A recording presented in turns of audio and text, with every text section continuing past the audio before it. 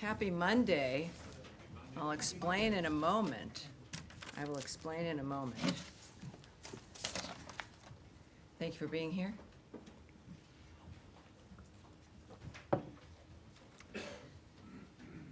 It's a Monday, and I will be a little short today as the president is beginning some signings at the White House and the Oval Office. We don't want to conflict, so forgive me in that regard. But I do have a few announcements for you here, and we'll start. President Trump and Secretary of State Marco Rubio continue to deliver on this administration's vision of peace through strength, resolute diplomacy backed by principled leadership. On June 27th, Secretary Rubio, Undersecretary Allison Hooker, and Senior Advisor Massad Boulos hosted the ministerial signing of a landmark peace agreement between the Democratic Republic of the Congo and the Republic of Rwanda. The agreement marks a historic milestone for the Great Lakes region, bringing an end to a 30-year war. The United States, in coordination with the African Union, Qatar, and Togo, will continue supporting full implementation of this comprehensive peace deal to pave the way for mutual prosperity. Tomorrow, Secretary Rubio will welcome his Quad counterparts from Australia, India, and Japan to Washington to reaffirm our shared commitment to a free and open Indo-Pacific. This ministerial reinforces our joint resolve to defend sovereignty, strengthen regional maritime security, and build resilient supply chains. And as you may know, today, President Trump will issue a new executive order lifting U.S. sanctions on Syria, reaffirming his belief that the Syrian people deserve a future of safety and prosperity. This policy reflects the president's conviction that American leadership can unlock new paths to regional stability. Finally, the department's Middle East Task Force ended its activities on Friday, June 27th. U.S. embassies and consulates throughout the region are open and providing routine and emergency consular services. The department also continues to share information and updates with U.S. citizens affected by the conflict. As of today, we have sent nearly 100 security alerts since the onset of the crisis. Additionally, a total of 16 flights departed Israel with over 650 U.S. citizens and lawful permanent residents and their accompanying immediate family members. We are grateful to our partners in the region, particularly Greece, Italy, and Cyprus, for welcoming U.S. citizens on these assisted departure flights, and to our partners in Qatar and around the world. It is a good thing to be able to say that today to you. I now welcome your questions. All right, yes, Myra, not that you have anything ever on your mind. Let's do it. Thank you, Tammy. Yes, ma'am. So a couple of questions. One on Israel, actually. I was going to ask about Syria, but I'll get to it later. So Herald's newspaper last week reported that Israel's military advocate general has ordered an investigation into possible war crimes over allegations that Israeli forces deliberately fired at Palestinian civilians near Gaza aid distribution sites. These are the ones that GHF does, as you know. And then today, Israeli military acknowledged that Palestinian civilians were harmed at these aid distribution centers. So I'm wondering, in light of these assessments, is the administration going to rethink allocating that money to GHF? Well, I think the answer to that certainly is no. What we do expect, and the IDF and Israel have announced that they are, of course, investigating certain incidents. It is a good time for a reminder here that Hamas is responsible for the current situation in Gaza. They, of course, initiated the attacks on October 7th. They continue to refuse to lay down their arms or to free the remaining hostages, including the remains of 2 Americans, and use violence to interfere with aid deliveries to the people of Gaza who are in dire need of food and aid. So in the meantime, I think that we also have to recognize that, of course, this remains a war zone effectively. There are 4 sites working for the GHF. We are coming up to, I think, about 51 million meals distributed. It is certainly not easy. There are efforts in those on the ground who do not want this to be a success, who have made the lives of the people of Gaza miserable for decades now. And this is a key, unlocking a door to a better future. So this is what the president has asked for. which is a new approach for Gaza. There's a demand, understandably, for aid to get in. The GHF is doing that. And as we also, of course, decry loss of life and the violence that it continues. But that's why we do what we do, and we continue to work for a ceasefire as well. Yeah, I understand all that. A quick follow-up on that. I completely understand what you're saying. But does the administration have any concern about this? I mean, these are Israeli authorities accepting that Palestinians have been harmed. Perhaps is the administration thinking about talking to GHF for risk mitigation? Yes, I won't get into the details of the conversations that are had. Obviously, you know that our work there doesn't stop. We continue on. We're still working. The president noted the other day that there's potential for a ceasefire. We look forward to that. Clearly, it's been maybe a little over a week since American power and Donald Trump's leadership has changed the Middle East forever. So there's still more to do. We recognize that Israel is doing the appropriate thing with investigating certain allegations, and we certainly, like everyone else, will be watching that.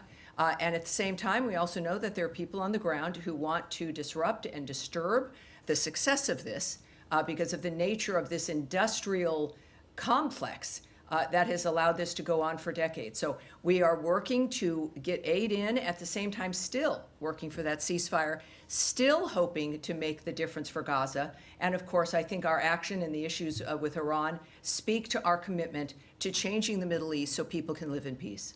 Andrea Mitchell. Thank you so much. A related follow-up, acknowledging that obviously Hamas started this on October 7th and broke the ceasefire and are still holding hostages.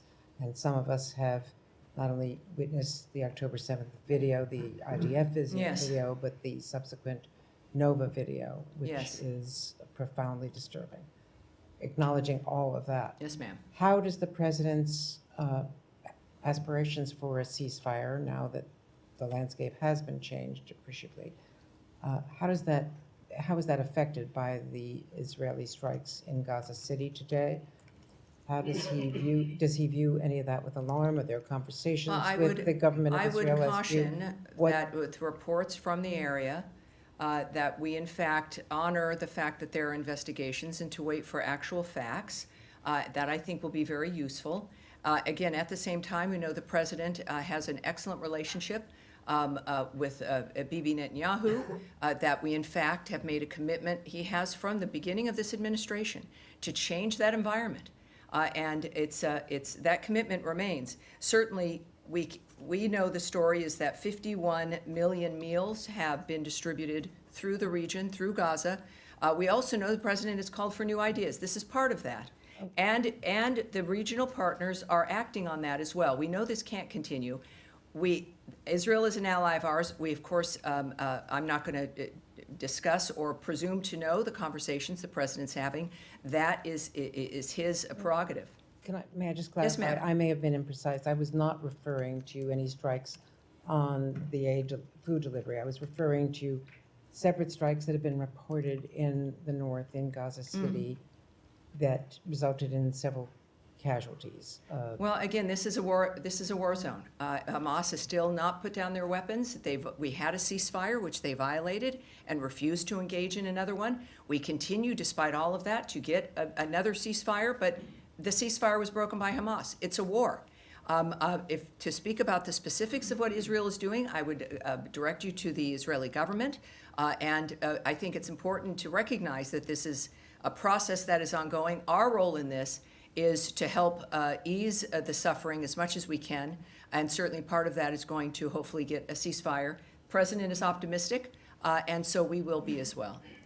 All right. Matt Lee maybe has a question. Sure. Thank you, sir. Yes, I do. I do want to ask about Syria, but first I just want to get very, very briefly. I might want to go on and on, Matt. I don't know. How do you decide? Well, my question is going to be very, very brief. Oh, all right. Yes. How do you decide when it's okay to speak about revoking someone's visa? Because for years and years and years, decades in fact, in covering this building, it's always the mantra has been visa records are confidential.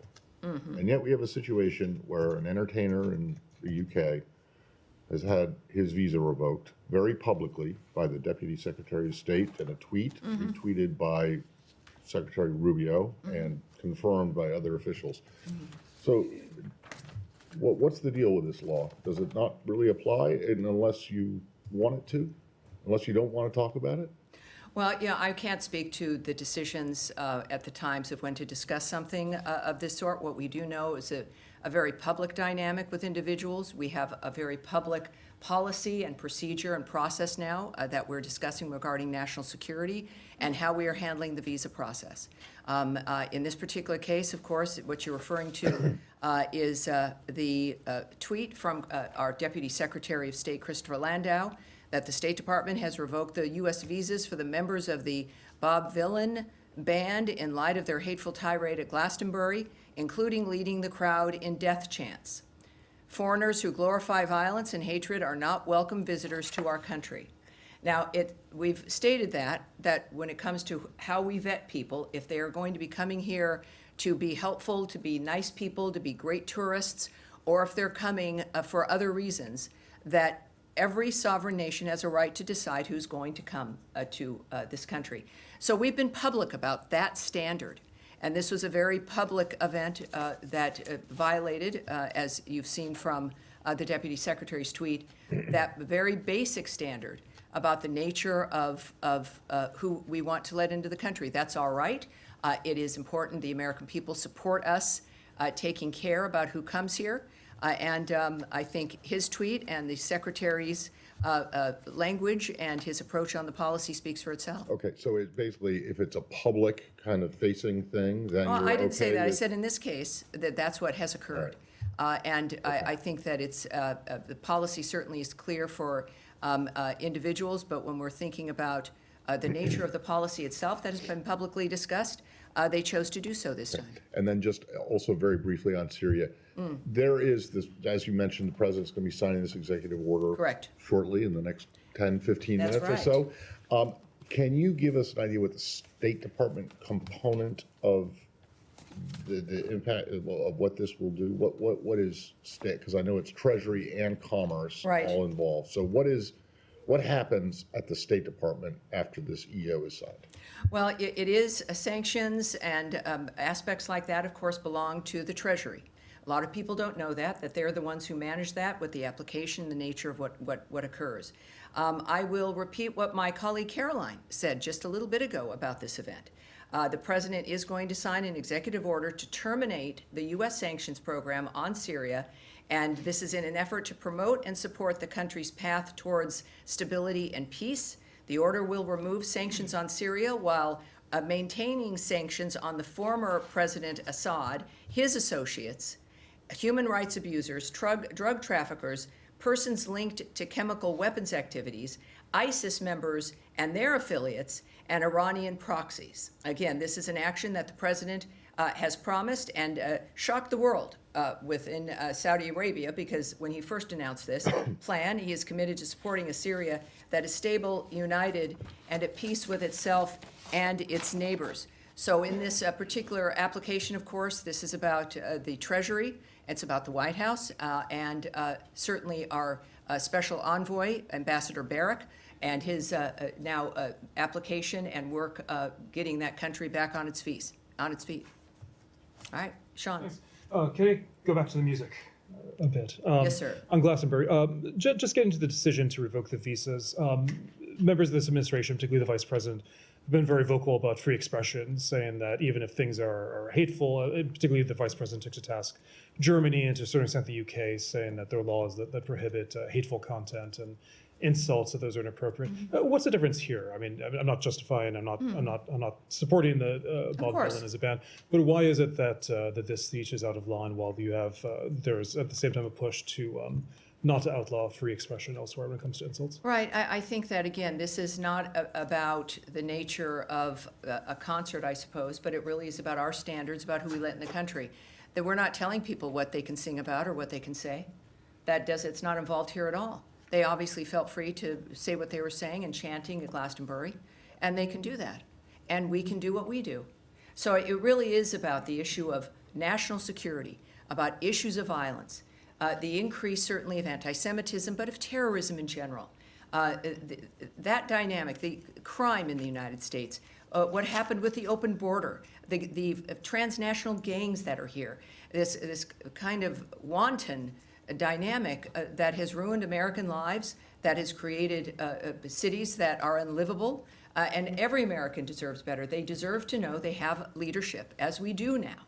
And that's why they voted for Donald Trump, was simple, basic law and order, respect for your neighbor, and if you're coming to this country, respect for the people who are here. So I think that when we think about why you have a visa system, which is in part to vet and to stop and to ask questions, is to take that seriously. Well, can I just pursue that in one other case of free expression? Hungary, Prime Minister Orban, who of course is a close ally of the president, tried to ban a pride parade this weekend. Tens of thousands and hundreds of thousands of people came out. Does the U.S. have a view on that? Do you think that it's justified to ban an LGBTQ pride parade? Well, when the vice president or any of us speak about the nature of policy, or I think what's important regarding freedom of expression, that's our plan and what we feel is important to convey, and then what countries do is their business. Events happen all over the world, as we know, every day, which the United States has no comment about. And we have nothing to add on this matter. But again, I think it's about what what countries do, the choices they make with their nations, and what citizens do and how they respond to that. With respect, I mean, the U.S. did criticize the UK over bans on anti-abortion protesters. Mm-hmm. Is there any contradiction and not? Well, again, I'm not going to speak to individual situations or instances or comments that are made.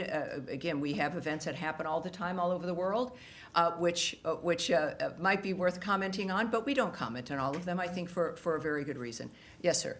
On events happening all over the world, in Nigeria recently, more than 200 people were slaughtered earlier this month in a series of attacks on Christian villages by Islamic militants. Some 6,000 were displaced. What's state doing to address this? Is there anything state can do to address this? Well, I can't speak about what is being discussed now or is in any kind of diplomatic conversations or planning, et cetera, but I'm going to be briefing again on Wednesday. Today is a unique week because we have the Quad with the Secretary tomorrow, which I'll be a part of, so we'll be briefing on Wednesday. Let's take that back and find out where that stands and what our plans are. I'll have that for you. Yes, sir. Thank you, Tammy. We'll move to Ukraine, if I may.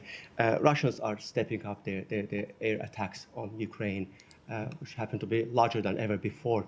The president on Friday addressed the Ukraine issue, and he said that Putin, quote unquote, respects our country again. Well, hours after that, Putin unleashed the largest ever air attack on Ukraine. Do you think Russia respects President Trump? I'm sorry, do I think? Do you think Russia respects President Trump? But President Trump says that they respect me, and next thing we see hours after that, they launch the largest air. Well, I don't, I've certainly, for obvious reasons, refused to characterize the most powerful man in the world who is saving this country and the world at this time, but I can tell you other things that he has said, most recently on the 25th. He said, I consider him, Putin, a person that's been misguided. I'm very surprised, actually. I thought we would have had that settled, talking about certain issues. He also said, he called the other day, he said, can I help you with Iran? I said, no, you can help me with Russia. You help me to get a settlement with Russia, and I think we're going to be able to get that done too. And also on Putin's ambitions regarding Ukraine, he said, I know one thing is that he'd like to settle. He'd like to get out of this thing. It's a mess for him. So the president, in negotiating and dealing with some of the worst conflicts, certainly that we've ever had, the carnage that is going on, the president is the one person who's been able to bring everyone to the table, who's willing to talk to everyone, who has the power of the United States at his back and the support of the American people.